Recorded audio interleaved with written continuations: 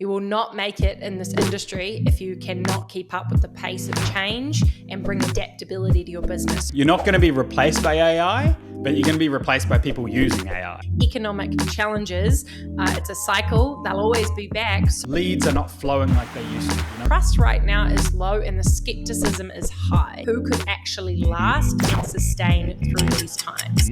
So give it all away. Just give it all away. After 7 years in the thought leadership industry, we have got a lot of insights about what is to come for this industry. And we have also seen so many changes over the past few years and since we entered the market and started this world and game. So in this episode, Dalaney and I are going to be sharing with you 11 predictions that we have for the future of the thought leadership industry. So exciting. Let's just dive straight in. Starting with number one. Through the past couple of years, we've seen a winter or an economic recession. And during this time, so many people have left the industry, including a huge amount of our friends and our communities, because, a lot of these people, their businesses suddenly got tested in challenging times. There was definitely a heyday of the coaching thought leadership industry where everyone was making seven figures and printing money. But when the economic recession came, we really saw who could actually last and sustain through these times. So what does that mean for the next few years?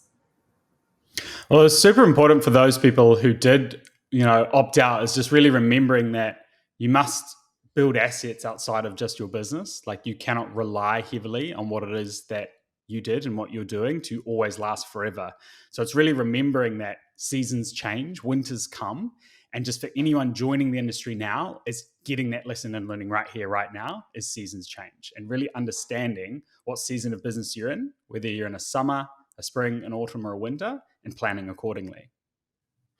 And I really love that you touched on assets outside, because this industry has high profit margins. And so I think a lot of people then just spend all of the profit and all the revenue they make.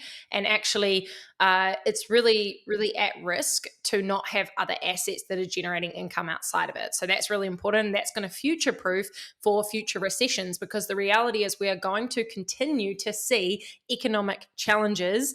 It's a cycle. They'll always be back. So if you're in this industry right now, how can you prepare yourself for that? Get assets outside of your business. And also, when the economic crisis comes, or the recession, or you feel that change in buyers' behavior, we're going to talk about more soon, you have to adapt.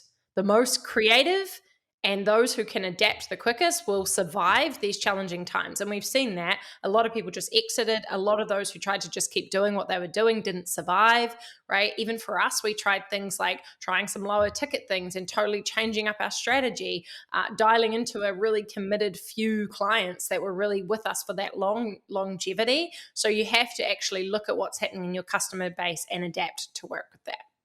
And from a vision perspective as well, it's not impossible to exit a thought leadership business, but most SaaS company founders, entrepreneurs, product bases, they're in it for the long haul to then get a lottery win someday, one day when they exit. Now, exiting a thought leadership business, like I said, is not impossible, but it's a lot more challenging. So it's really important to remember that when you are the product and you're the service, you must be putting your money aside to other assets, because that exit that a lot of founders, live on rice and live in a garage to grow their business on, it's because they get that exit rewarded later. As a thought leader, The promised land. The promised land, it's not so promised.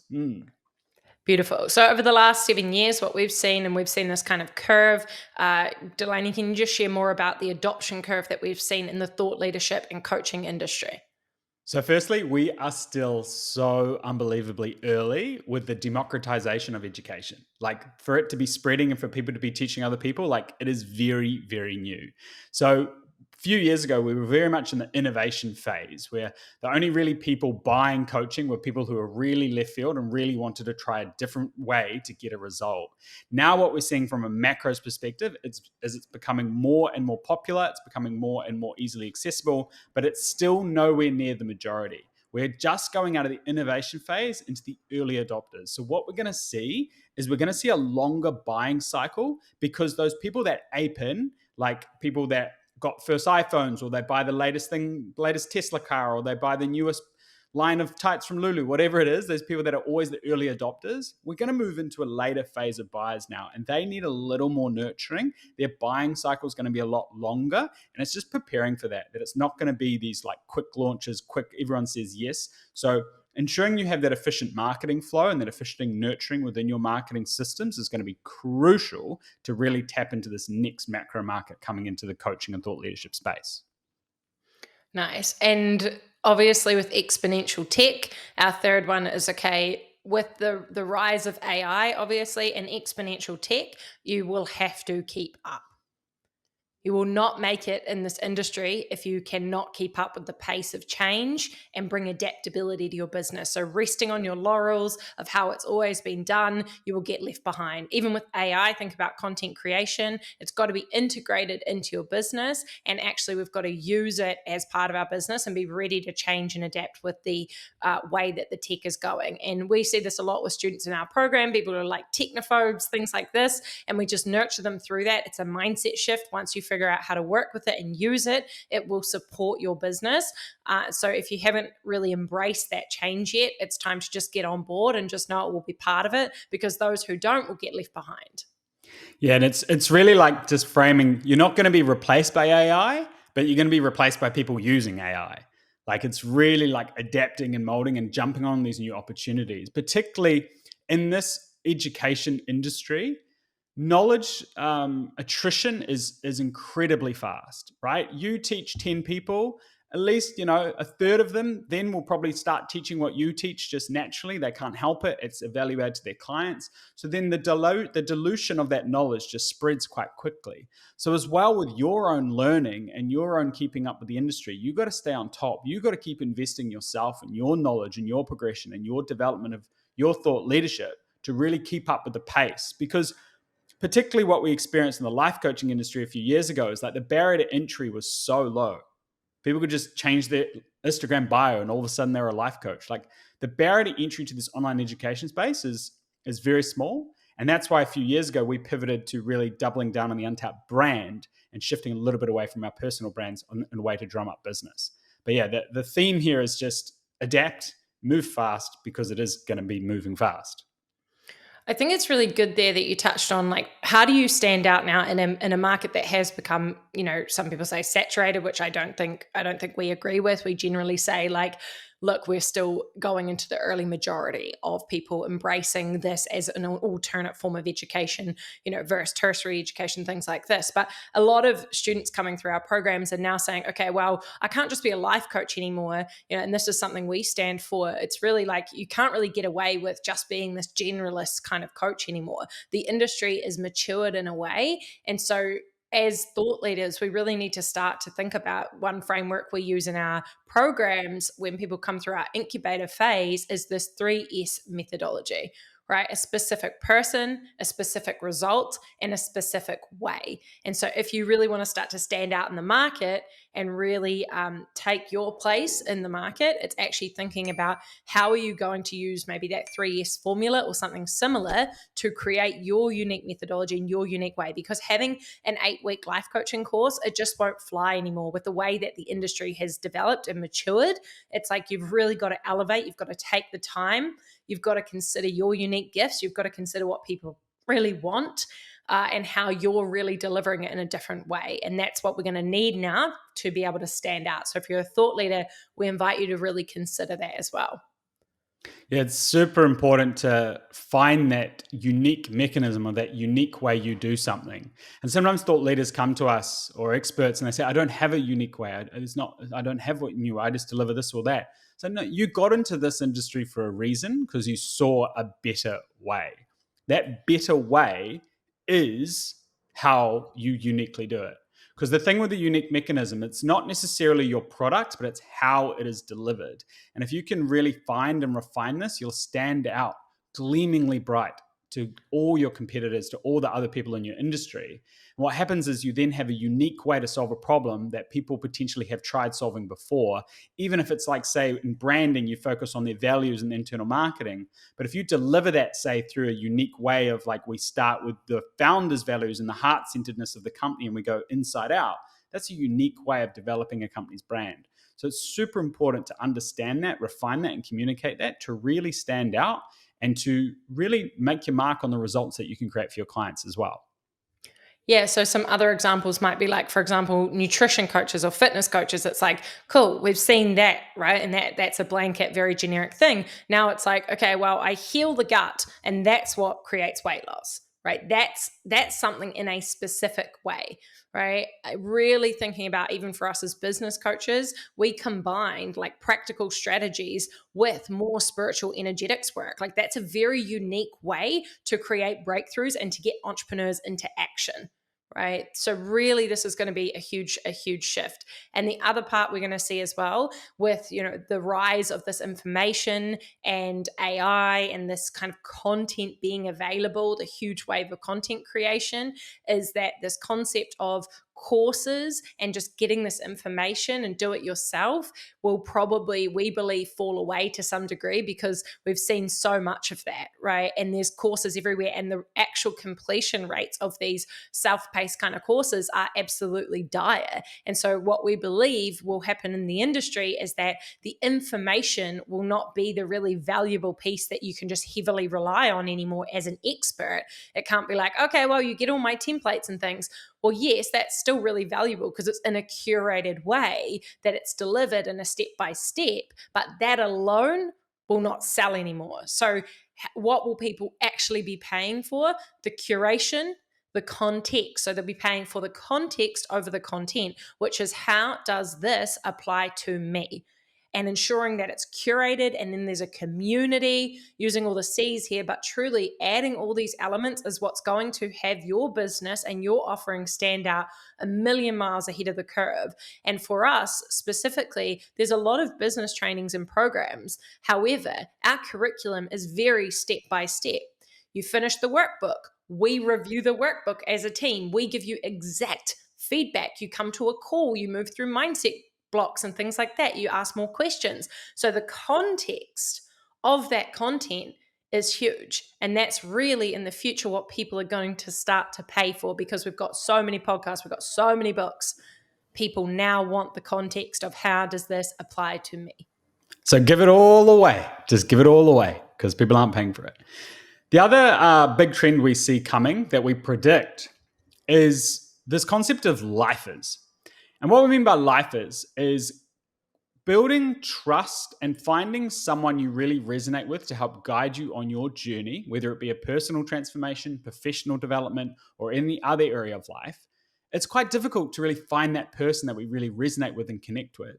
So we believe as a prediction that lifers are going to become more and more of a thing. Now, for us at Untapped, we always have had very dedicated, loyal clients that come to us and want to learn everything from us, and that's beautiful. But we do see this spreading to the wider industry. And what you can do to prepare is ensuring that you have what's called a value flow. So you always start with that onboarding piece of, what is the beginning of the journey for my particular client, and what is the problem after the problem that I can then solve. And that's from, in a way, a micro value flow. That's within your business. Then what is super important, and this is where right now we're putting our energy into, is building that macro value flow. And that is about partnerships before and after your business. So you can ensure with integrity that your clients that are working with you and have then achieved a result with you and now have a new problem, like say, for example, you've grown their business and now they have team, and now their new problem is managing team and inspiring and empowering them through culture and values. Then you need another place to send them, which could be a partnership you have with another thought leader, to really ensure with integrity that people don't just get dropped and they flounder and fail. You really help project that long-term growth of your clients, both inside your company and with other surrounding companies as well. And so beautifully said, because this is going to, again, elevate your business. Are you really looking after people? Are you really intentionally planning the journey?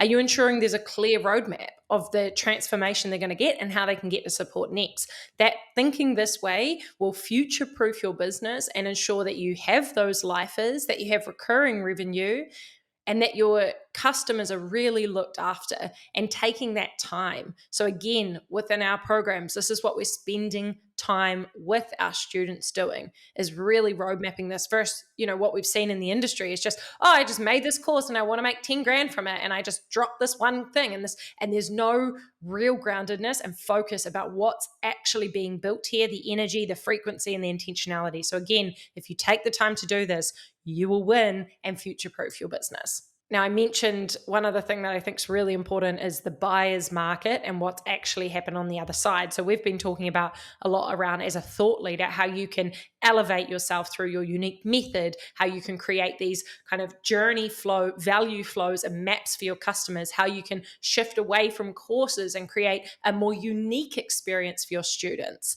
But what we want to touch on briefly is what is happening on the other side, on the buyer's experience, and the shift that we've seen and what we believe it's going to take and how we believe that's going to map out into the future. So Dalaney, can you share a little bit about what you think the shifts have been in the consciousness of the buyers of thought leadership programs, coaches, consultants? What's happening on the other side for them? Well, again, when things are scarce, supply demand is the basic principle here of economics. Is when things are scarce, people pounce on it and jump on it. So a lot of experts say 5-10 years ago, or let's say 5 years ago, of finding a new way to help grow an online business through, like, say, Facebook ads. Like, that was a very new and niche thing, so everyone pounced on it. Then naturally, like a adoption curve, that then grew and swelled and expanded, so then everyone was doing it. So then what then people had to do is they had to move down the marketing ladder, and they couldn't just make their offer, being like, I'll help you with ads, is they then had to slap on like incentives, being like discounts and countdown timers and bonuses.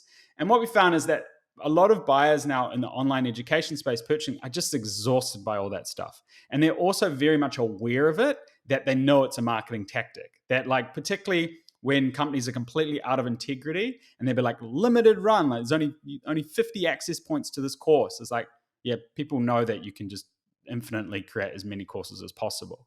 So the rise of the empowered purchaser is really knowing that these gimmicky, I call them bro marketing tactics, don't necessarily work anymore like they used to. Now, for some products that are new with a new market that haven't dabbled in the space, of course it will work. But if you're dealing with more sophisticated, more intelligent buyers, you're really going to have to start putting in the effort, putting in the energy to really, really understand your ideal avatar, or your ICP, your ideal client profile, and really mapping out, how do they purchase? What is their dream purchasing process?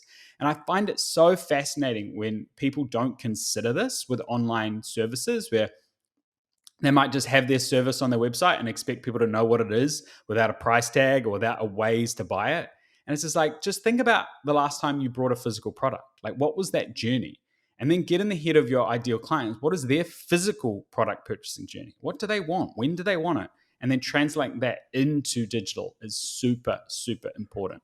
Amazing. And I do think that some of those things, the bonuses, the countdowns, these things are still valid. They've been around for a long time, and they can't be empty promises. They can't be one-time offers that never disappear. They can't be bonuses that are literally no value. Like, people are way more made up aware price now. on something, yeah. So if you want to do those, okay, great. Those are still valuable. However, make sure that you're not bullshitting your customers. They're very real things, because over the years, people have been burnt in this industry. People have spent, I've heard, things like 100K, 250K on programs and been delivered nothing or no real value. And so the trust right now is low and the skepticism is high in the industry. So you need to manage that and navigate that and realize that as a company. Like, you can't just rest on your laurels and do what you used to do in your launches. You've got to adapt. And so some of the things that we've been experimenting with, that we've been doing and implementing, is, okay, when the trust is low and the skepticism is high, how can you as a company continue to prove your value and your results and your community and what you're actually doing? There's a lot of ways we've been doing this, which we'll share. So there's some stuff around guarantees, right? And refunds. This is something that the industry never used to do. It's like guarantees and refunds. Okay, join us for one thing we did. Join us for a month. And after 30 days, if it's not what you thought it was, we'll give you your money back because we want it to be in alignment as well, right? So the guarantees are really valuable to some degree because that reduces people's like risk tolerance and helps them see like, okay, there is a way out of this as well. And something else that's been huge in our community that happened organically that was really cool is that, yes, there's sales calls with the founders or the creators or the coaches within the programs. Sales calls are great, but also the buyers want to talk to people who are actually having the experience. So we've coined the term credibility calls, and we had a whole bunch of our students already doing them that we didn't even know about, which was so beautiful and generous of them. They're like, oh yeah, this person was interested, so I just talked to them. We're like, amazing, thank you, wow. And we're like, what is that? This is new. We've always had that to some degree, but never to the extent we have right now. So I think some form of credibility calls is going to be required in the future. And so having, some of your customers or students who are happy to do that on hand, and you can reward them or gift them back in whatever way you feel fit, but actually having them there because buyers want to talk to the people who are experiencing the actual thing and the results. Because you can make a cute landing page and something really sexy on Instagram, but how is it on the other side? And this is super obvious when you, again, zoom out a little bit and look at more mature service-based industries, like, say, the agency model. A lot of the things that the agency models have had to have done in the last 5 years is basically what the online education space is now coming into, right? Which is, again, looping back to these guarantees, results or you don't pay, like really putting yourself on the line to really help lower that skepticism and build that trust for your clients. And some other things you can do, try before you buy. I mean, most software SaaS companies do this. It's like, get a free trial, have a go. And if you like it, you can subscribe. So how can you do that in your program? How can you do that in your offerings? Okay, I'll do one kind of small session and then you can decide if you enjoy it. Or you can come in. One thing we're doing, we've been running 3-day challenges. Those are extremely valuable. We run the coaching calls, we give the modules, right? Actually, people get an experience of what is it like to be in an untapped program, to get that accountability, that community, that support, those frameworks, those tangible tools. They get to experience that in 3 days and then decide if they would like to have that for a month or 3 months or whatever it is. So this is really important as the trust is low, the skepticism is high. And I think we'll continue to see that. The final thing is we've been doing some case studies, which are different from testimonials. Testimonials are like, Dalaney and Briony are awesome or whatever. Untapped is great. Case studies are like, I was here and then I did this work and this module and this coaching and this support and now I'm here. And so thinking about when you're sharing your client transformations, how are you sharing those? Through podcasts, through blog, and are you making it tangible enough for people to really see the transformation that the person got and what that took?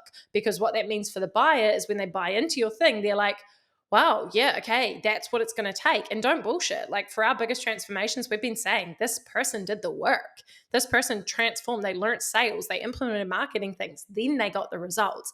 So I think then you're going to get this, you're going to step away from the like silver bullet kind of buying things for a silver bullet mentality and just be like, okay, this is going to take work, but I can see, I follow the process and I get the result. Amazing. Another one I see as coming, and I think it's going to be even, and not to be too nerdy, but it's going to be even more powerful when blockchain kind of really rolls out in a few more years' time, but it's the increasing desire and need for certifications from what you do.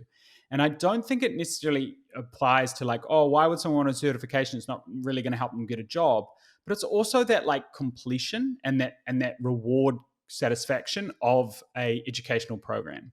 But more on the sides of like really building that credibility for yourself and really creating that value that your potential clients can have through a certification, I think is super powerful. Absolutely. So that's thinking about, whatever you do, can you certify people? And there is ways you can go about that, but really giving people even more value so they can get that recognition, because we will probably see a decrease in tertiary and an increase in being educated. We're already seeing that with freelance and contractors. So how are those people going to set themselves apart? They're going to do certifications. So if your company or your thought leadership business or coaching company has some form of certification, you're going to get a preference above the one that doesn't, basically, right? So that's huge. Last couple of points that we believe in and foresee is there's been a huge movement of ads. Ads have absolutely seen their heyday. Like they were cheap, leads were cheap, people were converting. That has changed. The landscape has changed. I think we're going to see a return to more organic, natural ways of business as well, because a great business, there are actual fundamentals to running a great business. And we believe we're going to see some great partnership stuff, really strong referral networks. This is what we're working with our mastery students on as well, is really ensuring they are set up with strong referral systems and ambassadors and partnerships. And all of these things are more organic ways to do business than just run some ads. So we believe that to future-proof your business, you can run ads. We do that. We have a small lead gen going, downloadable, gets people on the email list. Then we do email marketing. But at the same time, that's not our only flow.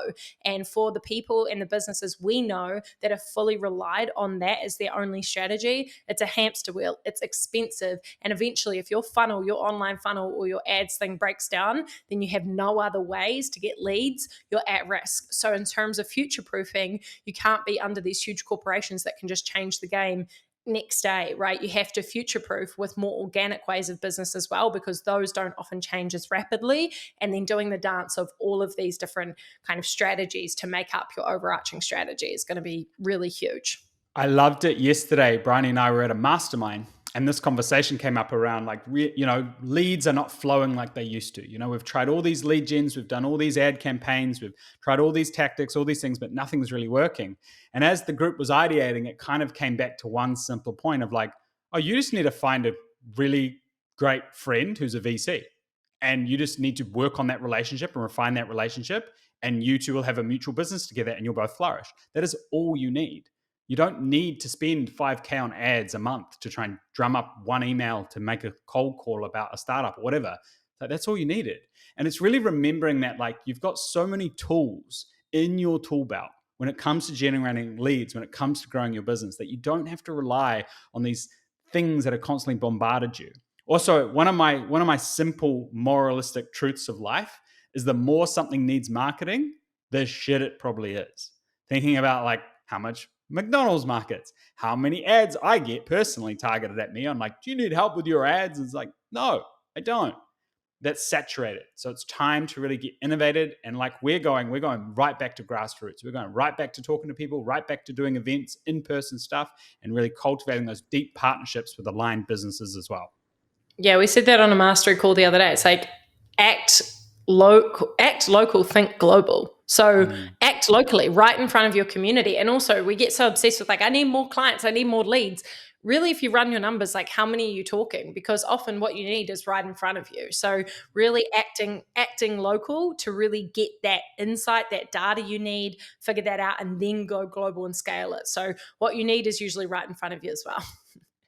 And our last point is this difference between personal brands and business brands. I feel like we could do a whole episode on this, but what do we believe the future is for this? So we think we saw the huge rise of personal brands. There was business brands originally, then particularly in the thought leadership, it's your ideas, it's your IP. So we saw the massive rise of personal brands, which is great, and also diluted to some degree because people just started posting random stuff, their smoothies, their breakfast, and also I have a personal brand, and Untapped previously was more a personal brand. It's also relatively challenging for the person managing that for how much they need to share and show up and things like that. So I think what we're going to see is actually an importance of both. Basically, is business brands are so required for consistency, because personal brands, you are evolving so rapidly, you will probably leave your avatar behind, be posting about something totally different the next week, and you dilute that kind of potency of your offer and relevancy. And at the same time, people love to know who you are, what you're up to, what you're doing, what you're learning.